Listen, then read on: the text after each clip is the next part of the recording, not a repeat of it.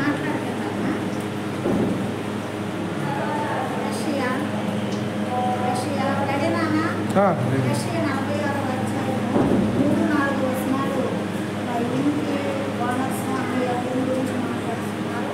మన దేవుడు మాట్లాడే దేవుడు కాబట్టి వాక్యం ద్వారా మాట్లాడే దేవుడు.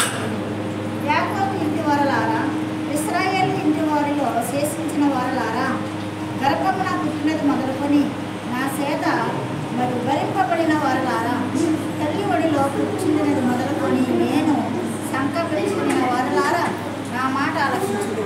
ముదుగు వచ్చే వరకు నిన్ను ఎత్తుకుని వాడను నేనే, తల వెంట్రుకలకు నెరిసి వరకు నిన్ను ఎత్తుకుని వాడను నేనే.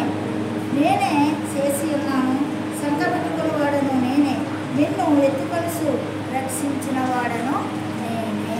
రక్షించేవాడు, ఆదరించేవాడు, ఆదుకునేవాడు, ఆశ్రమైన దేవుడు. మరి ఇక్కడ ఈ కుటుంబంలో ఉన్న మరి పిల్లలందరికీ ఇంట్లోకి రాబోయిన వారికి కూడా ఆదరణకర్తగా మరి ముందుకు వచ్చే వరకు మిమ్మల్ని అందరినీ ఎత్తుకుని రక్షిస్తాను. రక్షించిన వాడని నేనే, అల్పయో మేఘయన్న వాడని నేనే, నేనే సత్యమును జీవమును మార్గమునైన దేవుడు నేనే. మరి ఆయన మాట్లాడుతున్నాడు. ఈ వాక్యాన్ని బట్టి దేవునికి కోట్లాది వందనాలు స్తోత్రాలు చెల్లిస్తానండి. మరి ఈ గృహం ప్రతిష్ఠిస్తున్నప్పుడు దేవుడు చక్కటి మాటలతో మరి ఈ కుటుంబంలో ఉన్న మరి యజమానులకు ఇచ్చిన సంతానాన్ని, మనవులను, మనవరాలను, కొడుకులను, కోడళ్లను, కూతుర్లను, కొడుకులను వాక్యం ద్వారా హెచ్చరించి మరొక్కసారి మరి నీ యొక్క తల వెంట్రుకలు మెచ్చిపోయినా కానీ నిన్ను ఎత్తుకున్న వాడను నేనే, రక్షించిన వాడిని నేనే, నిన్ను విడువను, ఎడబాయను అని నేను అంటున్నాడు ఆయన. కాబట్టి అలాంటి మంచి దేవుణ్ణి మనము నమ్ముకొని ఉన్నాము కాబట్టి సిగ్గుపరిచే దేవుడు కాదు.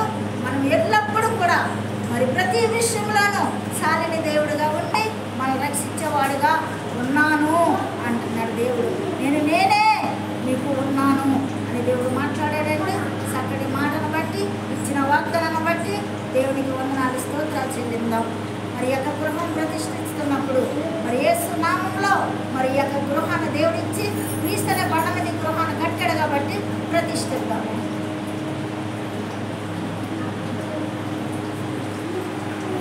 గొడవలలో కూడా పోయి కట్టాలా? తండ్రి యొక్కయో, కుమారుని యొక్కయో, పరిశుద్ధాత్మ యొక్క నామంలో ఇంటిని యేసు నామంలో ప్రతిష్ఠిస్తున్నాము. ఆమేన్. పరిశుద్ధ